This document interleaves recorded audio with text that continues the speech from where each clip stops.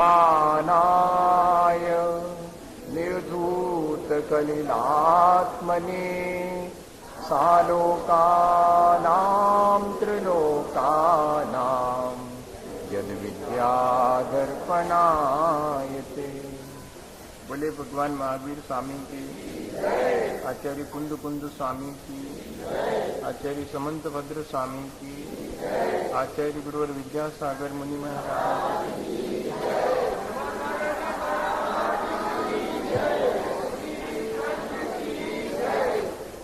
ये धर्म की शुरुआत के लिए श्रद्धा आवश्यक, और वो श्रद्धा भी परमार्थभूत होना चाहिए, क्योंकि श्रद्धा स्वार्थवश भी हो सकती है।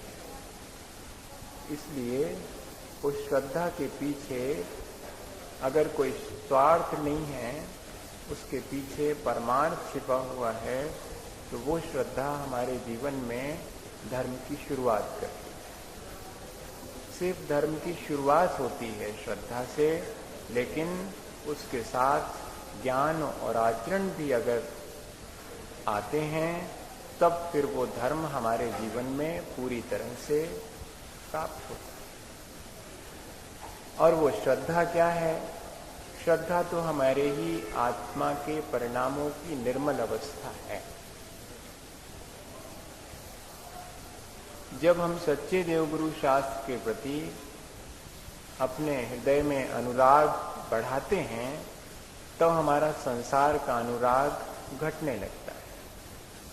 संसार का अनुराग हमें विषय कषाय की तरफ ले जाता है, और हम और अपना संसार बढ़ा लेते हैं।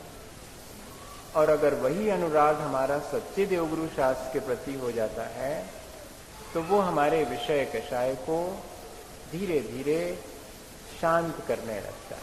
हमारी कषायें भी मंद होने लगती हैं, और इसलिए हमारी विषयों के प्रति आसक्ति भी धीरे धीरे घटने लगती है। और जितनी जिसकी कषाय मंद है, उसके परिणाम उतने निर्मल हैं।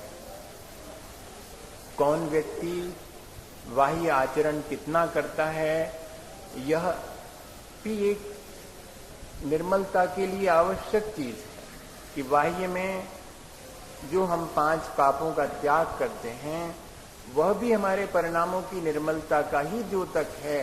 लेकिन वास्तव में तो हमारे परिणाम अगर निर्मल हैं, तो वे परिणाम ही हमें बाहर के पाप इत्यादि से बचा लेते। कषायें कारण बनती हैं, पाप तो कार्य है। अगर कषाय ही ना हो तो पाप रूपी कार्य भी नहीं होगा। कारण ना हो तो कार्य भी कैसे? यह ज्ञान हमें कौन देता है? जब हम सच्चे देवगुरु शास्त्र के चरणों में आते हैं, तब धीरे धीरे इस बात का ज्ञान हमें होना शुरू होता है। जब हमारी श्रद्धा सच्ची होती है, तो हमारा ज्ञान भी समीचीन होता है। और समीचीन ज्ञान का लक्षण ये है कि वो हमें राग द्वेष से मुक्त करता है, हमें प्राणी मात्र से प्रीति की शिक्षा देता है, और हमें तत्व का बोध होता है। अपन ने पिछले दिनों ये बात समझी थी कि जेन रागा विरज्येज जेन मित्ति पभासेज जेन तत्वम विबुज्येज तम नानम जिन शासने। जिनेंद्र भगवान के शासन में तो ज्ञान वो है जिससे कि राग द्वेष घटे, प्राणी मात्र से प्रीति हो, मैत्री भाव आवे, और तत्व का जैसा स्वरूप है वैसा हमको प्रतिभासित हो। तत्व का स्वरूप प्रतिभासित होना चाहिए। तत्व के ज्ञान की बात नहीं कही। अहले दानिश आम हैं, कमयाब हैं अहले नजर, क्या ताज्जुब की रह जाए तेरा दामन खाली। लिखने वालों ने इस तरह भी लिख दिया। वे शायरी में लिख रहे हैं, पर कितनी ठीक बात लिख रहे हैं कि अहले दानिश आम हैं, कमयाब हैं अहले नजर। तत्व को जानने वाले सैकड़ों लोग मिलेंगे, जानकार लोग, जिन्होंने अपनी बुद्धि से 7 तत्व के स्वरूप को जान लिया है। लेकिन अहले नजर, लेकिन जो अपने आत्मा को देख पाते हैं, वे तो बहुत विरले लोग हैं। इसलिए अगर आखिरी समय तत्व के जानकार होने के बाद भी अगर तुम्हारा दामन खाली रह जाए, अगर तुम्हें कुछ प्राप्त ना हो पाए, तो आश्चर्य मत करना, कोई ताजुब नहीं करना, क्योंकि जानकारों की तो भीड़ बहुत है, लेकिन प्रतिभासित होना चाहिए। आत्मा का जैसा स्वरूप है वैसा भीतर अनुभव में आवे तो वो आत्मा का स्वरूप जानना श्रेयस्कर है। इसलिए ज्ञान तो सच्चा वही है जो हमारे जीवन को बदल देवे, जो हमारे जीवन में आ जावे, जो हमारे आचरण को बनावे, वो ज्ञान सच्चा है। इसलिए आचरण में से निकला हुआ ज्ञान और ज्ञान से प्रेरित आचरण, यही हमारे मोक्ष मार्ग के लिए आवश्यक है। हमारे सच्चे देवगुरु शास्त्र जो जिस तरह से अपने जीवन में आचरण करते हैं उसी का तो उपदेश देते हैं। भगवान ने पहले स्वयं मोक्ष मार्ग पर चल के मोक्ष प्राप्ति का उपाय करके सब केवल ज्ञान प्राप्त किया, फिर उसके बाद उपदेश दिया है। उन्होंने अपने जीवन में उस चीज को पहले प्राप्त किया फिर कहा। इसलिए ये आचरण में से निकला हुआ ज्ञान है, इसलिए ये ज्ञान समीचीन है और हमारे जीवन में वो आचरण जरूर लाएगा। अगर ज्ञान आचरण नहीं बनता तो वो ज्ञान व्यसन है। अपन कहने लगते ना कि विद्या भी व्यसन है। अरे विद्या को व्यसन कैसे कह रहे? तो कहते विद्या इसलिए व्यसन है, जो विद्या हमारे जीवन में कोई परिवर्तन न ले आवे वो विद्या तो व्यसन है, क्योंकि व्यसन से किसी का विकास नहीं होता। तो व्यसन हो गई विद्या। अगर विद्या ने विकास नहीं किया जीवन में तो विद्या भी व्यसन है, क्योंकि व्यसन की परिभाषा है जो जीवन का विकास नहीं करता, जीवन का पतन करता। इसलिए हम अगर ज्ञान हासिल करते हैं तो हमें उस ज्ञान को अपने आचरण में भी उतारना चाहिए।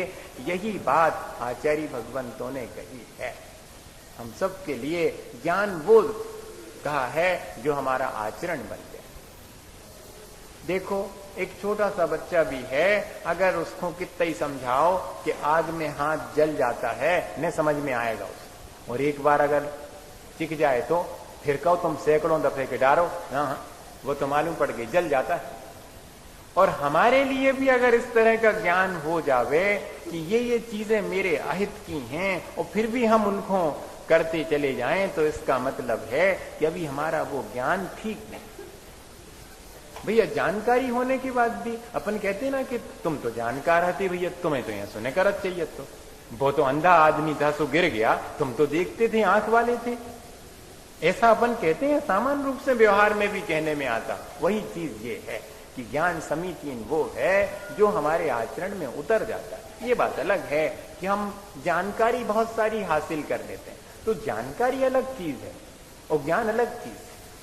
हमने कहा था आपसे कि इंफॉर्मेशन और नॉलेज में बहुत फर्क है, और नॉलेज और नोइंग एटीट्यूड में बहुत फर्क है। जानने की जो चेतना है और जानना है उनमें भी फर्क है। और जानकारी तो बिल्कुल छोटी सी चीज है। किसी के बारे में हम थोड़ी सी आइडेंटिटी जिसको कहते हैं इंफॉर्मेटरी नॉलेज है कि कुछ मालूम है कि ये ऐसे हैं, ये ऐसे हैं, लेकिन आप उनके बारे में कोई किसी के बारे में जान नहीं सकता।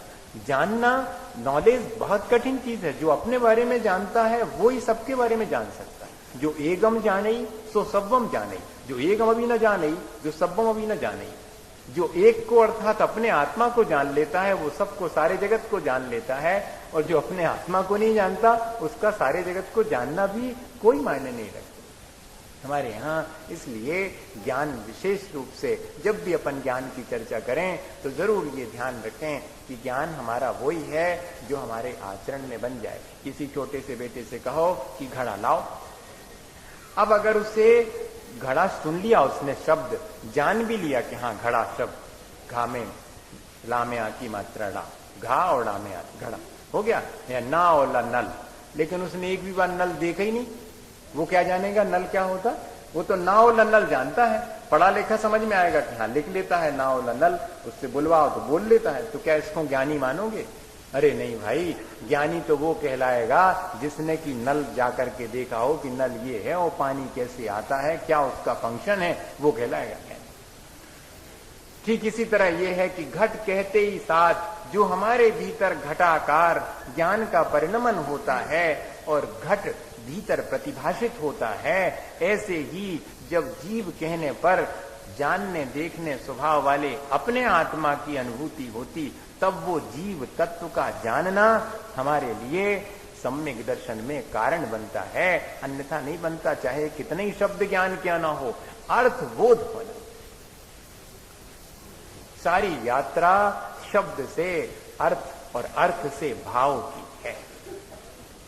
हम कई बार शब्द से थोड़े आगे बढ़ते हैं तो चीजों का अर्थ जान लेते हैं, लेकिन अर्थ में ही अटक के रह जाते हैं, भावों तक नहीं पहुंच पाते हैं। कहते ज्ञान की यात्रा तो शब्द से अर्थ और अर्थ से भाव की तरफ है।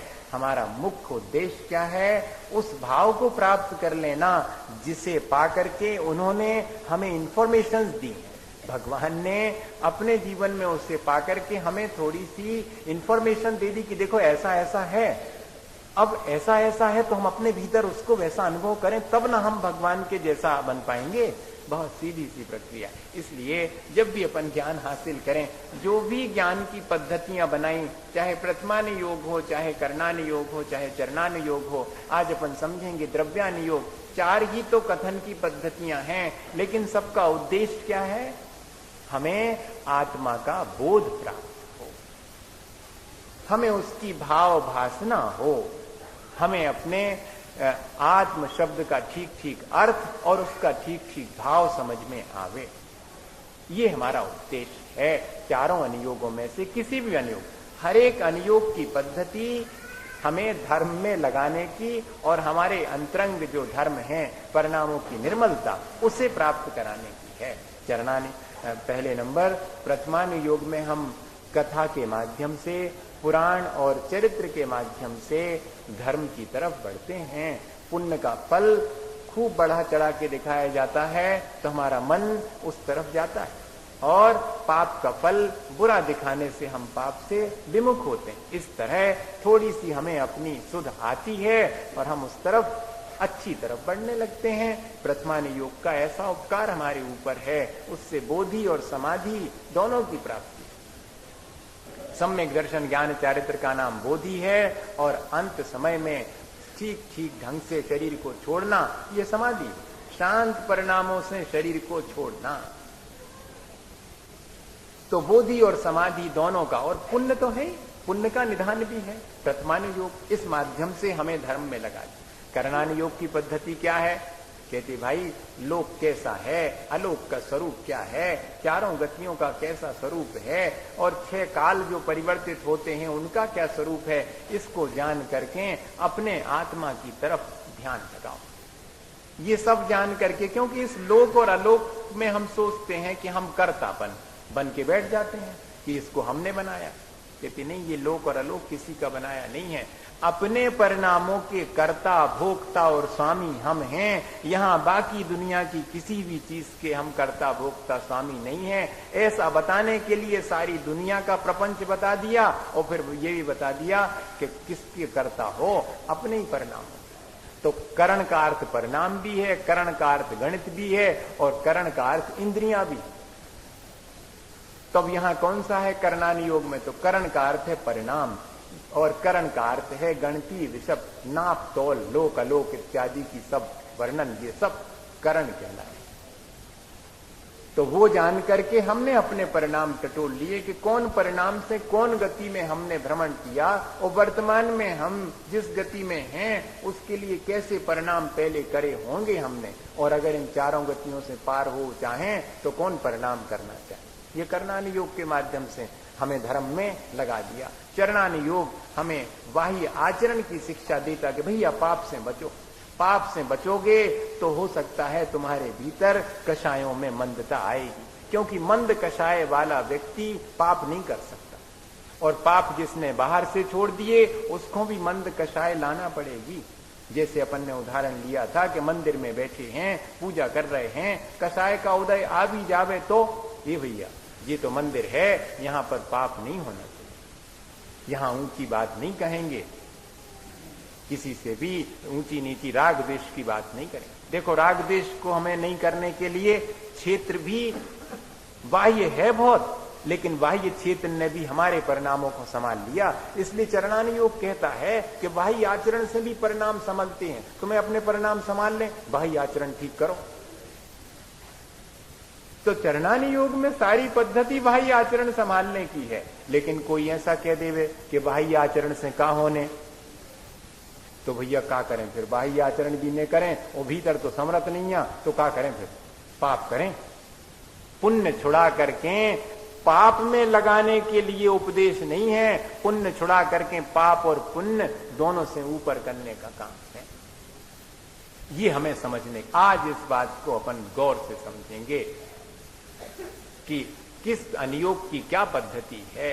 प्रथम अवस्था वाले को तो कथा कहानी के माध्यम से धर्म में लगा दिया, दूसरा थोड़ा समझदार है तो उसको अपने परिणाम बता करके कि भैया परिणाम संभालो अपने, तो करणानी योग में परिणाम संभालने की बात कह दी, और फिर और नहीं समझ में आता तो कहती आचरण तो सुधारो, परिणाम सुधरेंगे, आचरण सुधारो। अब चौथी पद्धति है, सबसे ज्यादा मुश्किल की पद्धति है, कठिन पद्धति है। इस पद्धति को समझना एकदम आसान नहीं है। द्रव्यानि योग की पद्धति है। सो द्रव्यानि योग की पद्धति में बहुत स्पष्ट कर दिया कि द्रव्य और तत्वों का निरूपण करके धर्म में लगाते हैं। प्रयोजन क्या है? कहते तत्व और द्रव्य और पदार्थ इनका निरूपण करके धर्म में लगा रहे, और उनके अभ्यास से हमारी अज्ञानता दूर होती है, और उस अज्ञानता के दूर होने से हमें जो बोध होता है तब हमारी श्रद्धा धीरे धीरे, क्योंकि किसी चीज के बारे में अगर ठीक ठीक न मालूम होवे तो उस चीज को अंगीकार करना बहुत मुश्किल है। धर्म का स्वरूप अगर ठीक न मालूम हो तो धर्म को कैसे ग्रहण करेंगे? तो कहते इस पद्धति में तो धर्म का जो वास्तविक स्वरूप है, वस्तु स्वभावो धम्मो, वस्तु का जो स्वभाव है वही धर्म है, ऐसी ऊंची बात इसमें लिखी हुई है। उसके माध्यम से और व्यक्ति को धर्म की तरफ प्रेरित करते हैं। लेकिन इस पद्धति में बहुत मुश्किलें भी हैं, वो अपन अभी आसान करते हैं, क्योंकि अपन बैठे ही इसलिए हैं कि मुश्किलों को आसान करें, और बहुत जिंदगी की मुश्किलें हैं। लेकिन हमें तत्व के बोध में जो मुश्किलें आती हैं उसको हमें आसान करना। यहां हमारी द्रव्यानि योग की पद्धति में हमारी भूल बताएंगे। हमें पहले कथा कहानी समझा करके मोक्ष मार्ग में ले आए, फिर उसमें कहा कि अपने परिणाम संभालो, तो हमने कहा जा तो आपने कही नहीं हती, आप तो कहानी सुनावी की कह रहे थे। पहले बात तो हमने सुनाई तुम्हें, उनने अपने परिणाम बिगाड़े से उनको जो भाव, उनने अपने समारे से उनको जो भाव, अब तुम्हें क्या करने, तुम अपने समारो परिणाम, हमसे नहीं समरत तो नियम ले लो कछु। हो तो ठीक है, नियम ले ली, ये चरणानी योग की पद्धति है, तो भैया नियम ले लें और कतमाओ काम हो जाए, तुम्हें स्वरूप तो मालूम नहीं है और नियम तो तुमने सब लाए, तो अब जो है कहती हम तुम्हें स्वरूप बताते। वास्तव इतना सब पसारा फैला के उसको अपने हाथ में ले लिया, फिर उसके बाद इंजेक्शन लगाने पड़ा तो 3 जनों को पांव पकड़ने पड़ा, नहीं पकड़ने पड़े, हिला दे वो वही तो मुश्किल। पहले तो मनाते उसको, हम कौन लगा रहे हैं, इंजेक्शन नहीं लगा रहे, देखो ये सब गोली हैं और ये हो कितनी बढ़िया बढ़िया डॉक्टर की चीजें, तो ऐसे करके और बहला करके बाद में आखिरी में जा करके बात कहते कि वास्तविक स्वरूप जान लो। ऐसा ना हो कि इन्हीं सब चीजों में उलझ करके रह जाओ। हमने तुम्हें संसार छुड़ाने के लिए ये सब पद्धति बताई थी और अब तुम वास्तव में स्वरूप समझो। लेकिन जो पहले पद्धतियां बताई हैं सो वे झूठी हैं, ऐसा मत समझना, क्योंकि वे भी हमें धर्म पर लगाने की ही पद्धतियां हैं।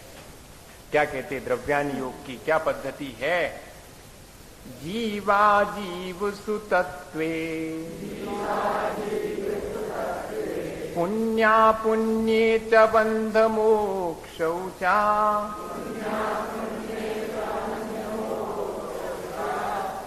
द्रव्यानुयोग दीपः श्रुत विद्यालोक मातनुते। फिर से पढ़, जीवा जीव सुतत्वे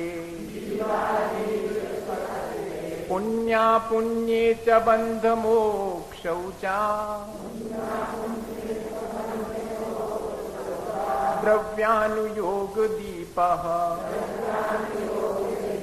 श्रुत विद्यालोक मातन्ते। द्रव्यानुयोग दीपा, जो द्रव्यान योग रूपी दीप है वो हमें क्या दिखाता है, उसके प्रकाश में हम किन चीजों को देखते हैं? तो कहते जीवा जीव सुतत्वे, जो समीचीन जीव अजीब आदि 7 तत्व हैं उनका बोध कराने वाला द्रव्यान योग है।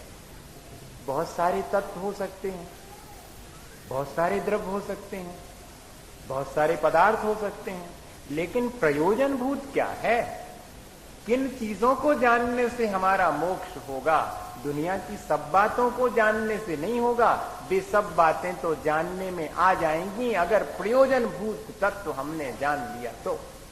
अगर टेक्स्ट बुक हमने पढ़ ली है तो जो ऑप्शनल सब्जेक्ट्स हैं उनमें हम पास हो तो चलेगा, अकेले ऑप्शनल सब्जेक्ट में पास हो और टेक्स्ट में फेल हो तो का फेल ही कहाएंगे?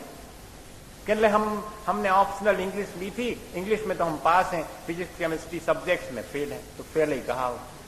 ऑप्शनल में फेल भी हो जाओ तब भी पास, लेकिन कंपलसरी जो मेंस हैं उनमें तो पास होना ही पड़ेगा। तो जीव अजीब आश्रव बंध संबर और निर्जरा और मोक्ष ये प्रयोजन भूत तत्व हैं, इसके अलावा कोई प्रयोजन भूत तत्व नहीं। 7 ही तत्व प्रयोजन भूत हैं। तो भैया इनको अगर गौर से देखें तो ये 7 तत्व कैसे प्रयोजन भूत हैं? अपने परिणाम निर्मल करना है तो अपने परिणाम तो अपने बारे में जानना पड़ेगा, तो जीव के बारे में जानना पड़ेगा। और ये परिणाम बिगड़ते काय से हैं? कौन की सोबत से बिगड़त? तो अजीब की सोबत से, कर्मों की, तो उसको जानना पड़ेगा कि ये कैसा है, इसकी संगति जानना पड़ेगी। और इसकी संगति में कारण क्या है, ये आते कैसे हैं तो आश्रव जानना पड़ेगा, और ये बंध कैसे जाते हैं तो बंध जानना पड़ेगा, और इनका आना रोकें कैसे हैं तो संवर तत्व जानो, और अगर आ गए हैं भीतरे तो निकारें कैसे हैं निर्जरा जानो, और जब सब निकर जाए तो क्या स्थिति बने बजानो, मोक्ष है। इतनी सी तो चीज है, यही प्रयोजन भूत तत्व हैं। तो ये तो अपन रोज करते हैं। महाराज जी चौका में चले गए, अब लोगों को आवो शुरू हो गो और तई रोकन लगे तो भर गो पूरो कमरा, ए भैया आपने अभी भर गो पूरो भर गए, ठहरो अभी, फिर अब एक एक जने निकल जाओ, यही तो करते हो, पर पूरो हम ही निकल गए बाहर हैं तो खाली 7 तत्व वहीं के वहीं पर हैं, नहीं करते हैं, ऐसा रोज करते हैं। प्रयोजन भूत इतने ही है मोक्ष मार्ग में भी। अगर हम संसार में इस तरह देखें तो ऐसे ही मोक्ष मार्ग में भी है। ये मेरा आत्म तत्व है, इसमें कर्म लगे हुए हैं, वो अजीब हैं, मेरा स्वभाव पृथक है, अजीब का अलग है। लेकिन पर द्रव्यन्ते, इसलिए लिखना पड़ा कि पर द्रव्यन्ते भिन्न आप में, मैं तो सब द्रव्यों से भिन्न अकेला हूं, ये जानना पड़ेगा। और पर का स्वभाव कैसा ये भी जानना पड़ेगा, क्योंकि बिन जानेते दोष गुणन को, जिसे ग्रहण करना है उसको जानना, जिसे छोड़ना उसे, तो अजीब तत्व भी जानना पड़ेगा। और दोनों के मिलने से कैसे परिणाम होते हैं जिससे कि और कर्म आते हैं, और कैसे परिणाम से भी हमारे साथ में रुक जाते हैं। कौन से परिणाम ऐसे हैं जिनसे कि हम कर्मों का आना रोक सकते हैं, और कौन से परिणाम ऐसे हैं जिनसे हम बंधे हुए कर्मों को धीरे धीरे एक देश संशया निर्जरा, धीरे धीरे एक एक देश कर्मों की पार्शियल डिसइंटीग्रेशन जिसको कहते हैं वो निर्जरा कहलाएगी, और पूरी तरह से कृष्ण कर्म विप्रमोक्षो मोक्षा, समस्त कर्मों से रहित जो अवस्था है वो मोक्ष की। ये 7 तत्व प्रयोजन। अब इसके बताओ, इसके अलावा कोई 8वां हो सकता है? गुंजाइश है? नहीं है। बस यही 7 तत्वों का प्ररूपण द्रव्यान योग के माध्यम से हमें करवाते हैं कि जानो वास्तविकता क्या है। फिर कहते हैं पुण्य पुण्य का, ये जरा कठिन बात है। पुण्य और पाप दोनों को जानो, और पुण्य पाप दोनों को समान मानो, ये द्रव्यान योग की पद्धति। हाँ, अभी तक तो ये कहते आ रहे थे कि पाप से बचो, पुण्य करो, और अब द्रव्यान योग की पद्धति कहती कि पाप और पुण्य दोनों को समान मानो। तो बहुत विभूचन हो गई, ये तो बहुत मुश्किल हो गई। नहीं भाई, मुश्किल नहीं है कुछ भी। वहां पर बंध तत्व की अपेक्षा अगर देखा जावे तो जैसा बंध पुण्य का सो वैसा ही पाप का।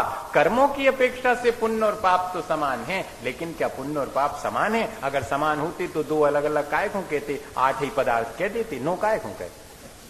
अगर समान होते तो एक ही कह देते, पुण्य कह देते चाहे पाप कह देते। लेकिन विवक्षा है, पुण्य और पाप को जहां समान कहा है वहां पर कहते हैं कि बंध की अपेक्षा पुण्य पाप समान है, परंतु पाप से पुण्य भला है। पाप तो तीव्र कषाय का नाम है और पुण्य तो कषाय की मंदता का।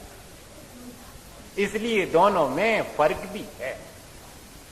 अब आज ये बात अपन समझ ही लें कि जहां पर पुण्य को हे कहा है वहां पर आचार्यों की विवक्षा क्या है, हमें क्या समझाना चाहे। अच्छा ये देखो अपन कि पुण्य तत्व ये है, पुण्य पदार्थ ये है क्या? तो पुण्य पदार्थ तो भैया भगवान ने कहा है, तो वो तो हे हो नहीं सकता। साथ ही तो 9 पदार्थ कहे हैं, तो पुण्य नाम का जो पदार्थ है वो तो हे नहीं है। अच्छा, पुण्य को हे कहने के पीछे फिर और क्या कारण है? तो कहते कि क्या पुण्य का आश्रव हे है? पुण्य का आश्रव अगर हे होगा तो फिर पुण्य के आश्रव के बिना तो हमको ये धर्म की चर्चा ही नहीं सूझेगी। और पुण्य का आश्रव नहीं हुआ होता तो ये मनुष्य पर्याय कैसे मिलती? तो पुण्य का आश्रव भी हे नहीं है। अच्छा, तो पुण्य का बंध हे हो सकता है? पुण्य का बंध भी हे नहीं है, क्योंकि पुण्य का बंध ने होवे तो हमारे लिए और जो सच्चे देवगुरु शास्त्र का सानिध्य है वो ही नहीं मिलेगा। तो पुण्य का बंध भी हे नहीं है। अच्छी बात, तो पुण्य का संवर हे है क्या? नहीं, संवर तत्व तो कभी हे नहीं होता। तो पुण्य की निर्जरा हे है क्या? नहीं, पुण्य की निर्जरा भी हे नहीं है। अच्छा, तो फिर पुण्य का फल हे है क्या? नहीं, पुण्य फलारहंता, पुण्य के फल स्वरूप तो अरहंत पद की प्राप्ति होती, पुण्य का फल भी हे नहीं है। अरे तो फिर ठीक ठीक बताओ का हे है? आप कहते कि पुण्य हे है। अब न पुण्य का आश्रव हे है, न पुण्य का बंध हे है, न पुण्य का संवर और निर्जरा हे है। अच्छा, तो पुण्य के कार्य हे हैं क्या? नहीं, पुण्य के कार्य भी हे नहीं है। तो फिर क्या हे है? लिखा तो है कि पुण्य हे है। कहते पुण्य के फल में रंजायमान होना, आसक्त होना, वांछा करना पुण्य के फल की, वो हे है, और कछु हे नहीं। अब इतनी छोटी सी बात को और चाहे जैसा घुमा फिरा करके कहो, लेकिन है जरा सी बात, हम ठीक ठीक प्ररूपण नहीं कर पाते हैं, या कि प्ररूपण ठीक होने पर भी ठीक समझ नहीं पाते। पुण्य हे है, सुभ्याने से सबरी पुण्य के काम छोड़ के घरे बैठ जाओ, का करो? टेलीविजन देखो, पाप करो।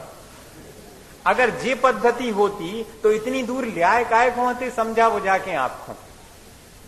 चरणानी योग करणानी योग से समझा बुझा के यहां तक लाए, और यहां आकर के मझधार में छोड़ करके कहें कि तुम जो सबका जो छोड़ो छाड़ो इनमें का धरो, जाओ लौट जाओ घरे। हाँ, इसके लिए नहीं लाए।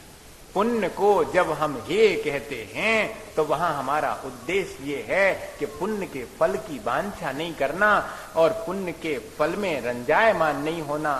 पुण्य पाप फल माही हरक बिल खो मत भाई, यह पुद्गल पर आय उपज बिन से स्थिर नाही।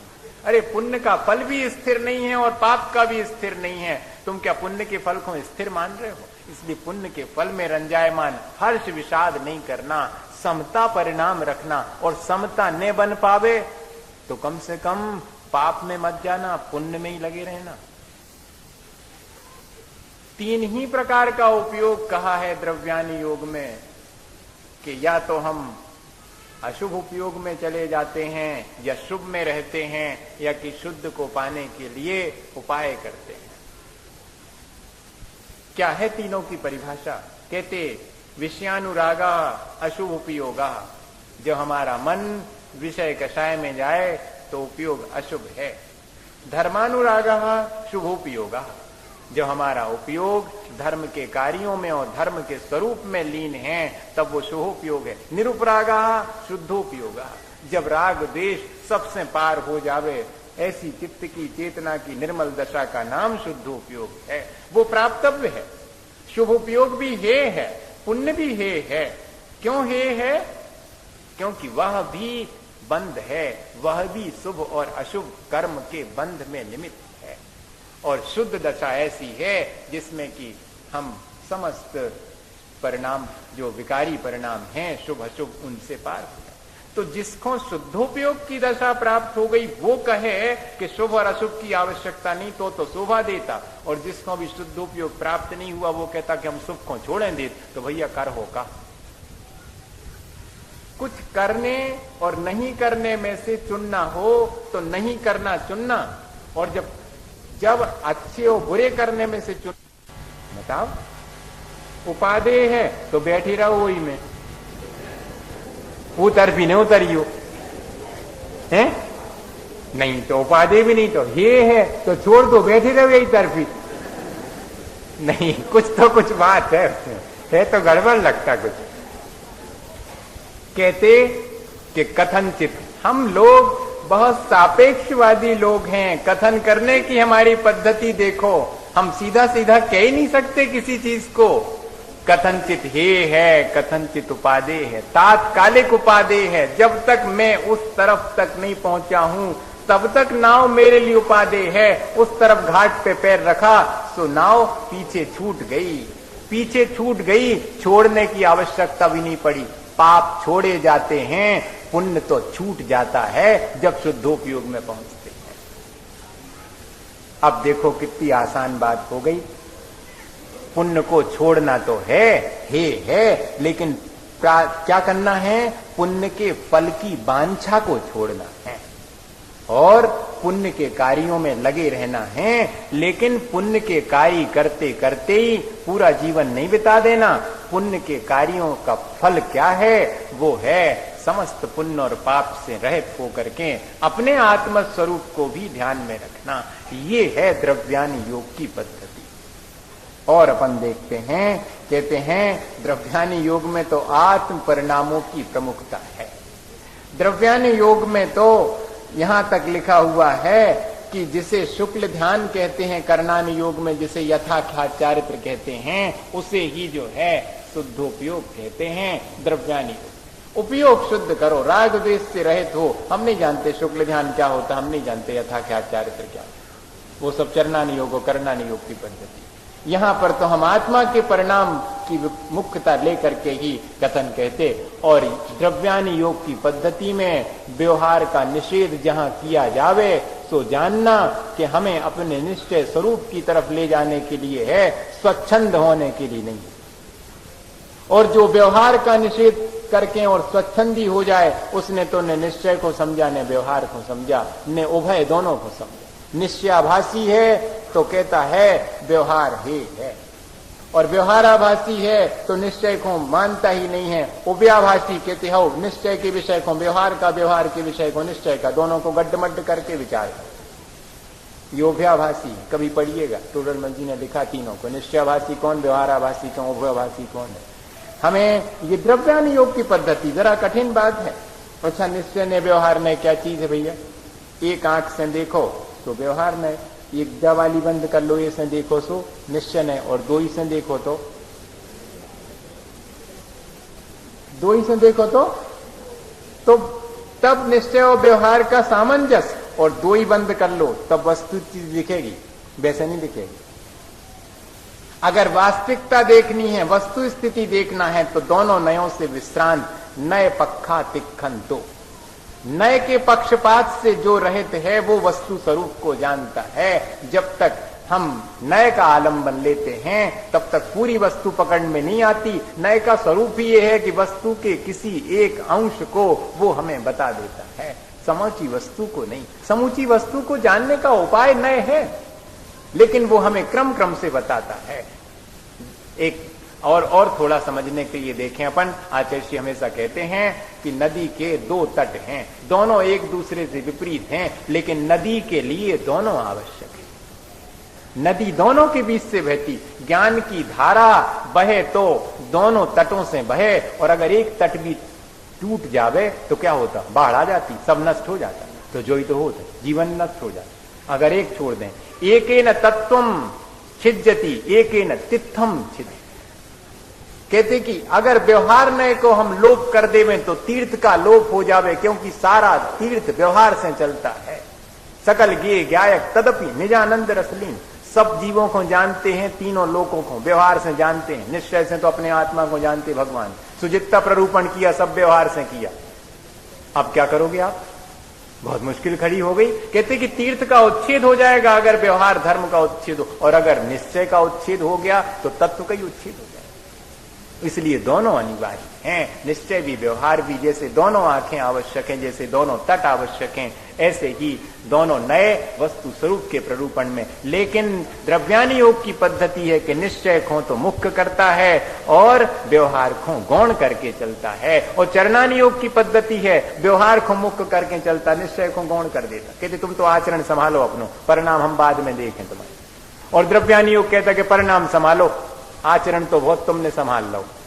लेकिन आचरण संभालने वाले के लिए कह रहे हैं कि परिणाम संभालो। जो अबे व्यसन करा तो को नहीं कह रहे परिणाम संभालो, अबे तो तुम व्यसन छोड़ो पहले, फिर हम बताएं तुम्हें परिणाम कैसे संभालेगा। ये पद्धति है, और कोई मेरे ख्याल से ज्यादा कठिन पद्धति नहीं है।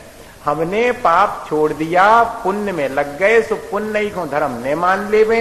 इसलिए हमारा कान पकड़ के कहते कि अब इन क्रियाओं से भी विश्राम होके थोड़ी देर आत्मा वात्मा का ध्यान भी तो किया करे, कि यही में लगे रहो।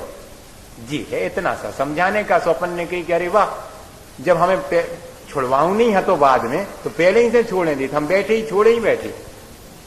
जो छोड़े बैठा हुआ है धर्म के लिए, उसके लिए नहीं छुड़वाते हैं। जिसने धर्म मान करके बाह्य क्रिया को धर्म मान लिया है, कहते हैं उसको बाह्य क्रिया से विश्राम दे करके और ऊंची अवस्था में ले जाने के लिए बाह्य क्रिया का निषेध करता। जो चरणानि योग बाह्य क्रिया का वर्णन करता है, वहीं जाकर द्रव्यानि योग उस बाह्य क्रिया को गौण कर देता कि ठीक है क्रिया तो है। जब पूजा करने लगते हैं तब फिर कहते कि देखो भैया पूजा तो तुम करने लगे, मन तुम्हारा मन नहीं लगा, मन लगा। अरे पहले कह देते तो हमारा मन तो लगता ही नहीं, हम पूजा ही छोड़ेंगे। पूजा में मन नहीं लगा तो पूजा छोड़वे तैयार हैं, लेकिन मन नहीं लगे उनके लिए नहीं है उपदेश। जो व्यक्ति पूजा कर रहा है उसको कहते हैं कि पूजा में मन लगा, और नहीं तो जो पूजा नहीं करता वो कहे कि देखो हम पूजा करत नहीं है और तुम्हारा मन लगत नहीं है, अपन दो ही बराबर ही तो हैं। ऐसा कह ली तो उसमें क्या देर क्या लगनी है। ये प्ररूपण की शैली है, हमें धीरे धीरे आगे बढ़ाने का उद्देश्य है। कहते व्यवहार का निषेध जहां किया तहां प्रयोजन प्रमादी होने का नहीं, निश्चय धर्म में लगाने का उद्देश्य है। अगर हम व्यवहार का लोप करके प्रमादी होकर स्वच्छंद होकर पाप में चले जाएं, अरे तो हमने अभी द्रव्यानि योग का उपदेश ही नहीं समझा है। ये द्रव्यानि योग की पद्धति है इस तरह। और पुण्य और पाप का वर्णन समझाता है द्रव्यानि योग। बंध मोक्ष ऊंचा, और बंध क्या है मोक्ष क्या है, इस चीज के लिए भी द्रव्यानि योग समझाता है कि किन परिणामों से बंध होता है और किन परिणामों से मुक्ति होती है। तो क्या कहते हैं अपने यहां पर, रत्तो बंधति कम्मम मुंचति जीवो विराग संपन्नो एसो जिनोपदेशा देशो तम्हा कम्मेसु मारथ। एक श्लोक में संक्षेप में कह देते हैं कि बंध और मोक्ष क्या है। रत्तो बंधति कम्मम, जो व्यक्ति इस संसार में राग द्वेष मोह करता है वो बंध को प्राप्त होता है। मुंचद जीवो विराग संपन्नो, और जो राग द्वेष से पार हो जाता है, वीतरागता को अंगीकार करता है, वो मुक्त हो जाता है। इतना ही बंध और मोक्ष का स्वरूप है। ऐसा द्रव्यानि योग में पुण्य पाप जीव जीवादि 7 तत्व और बंध मोक्ष का स्वरूप है। ऐसा यह श्रुत को दिखाने वाला द्रव्यानि योग नाम का दीपक है। और एक बात और है, वो अपन फिर कल देखेंगे। इन चारों की पद्धति क्या, ये चारों पद्धतियां तो हैं, लेकिन इन चारों के माध्यम से या कि किसी एक के माध्यम से भी हम कैसे अपने आत्मा का कल्याण कर सकते हैं, ये बात भी हमें समझनी चाहिए। चारों पद्धतियां जीव को धर्म में लगाने के लिए हैं, चाहे वो जिस पद्धति का आलंबन ले ले। जिसकी जैसी भूमिका हो वो वैसी अपनी भूमिका के अनुरूप उस पद्धति का आलंबन लेकर अपने को ऊंचा उठाने की कोशिश करे। कोई भी पद्धति जीव को स्वच्छंदी बनाने की या कि संसार की तरफ ले जाने वाली नहीं है, सब संसार से बचाने वाली पद्धतियां हैं। ये इस तरह हम ज्ञान प्राप्त करके अपना आत्म कल्याण करें, इसी भावना के साथ बोलिए आचार्य गुरु विद्यासागर मुनि।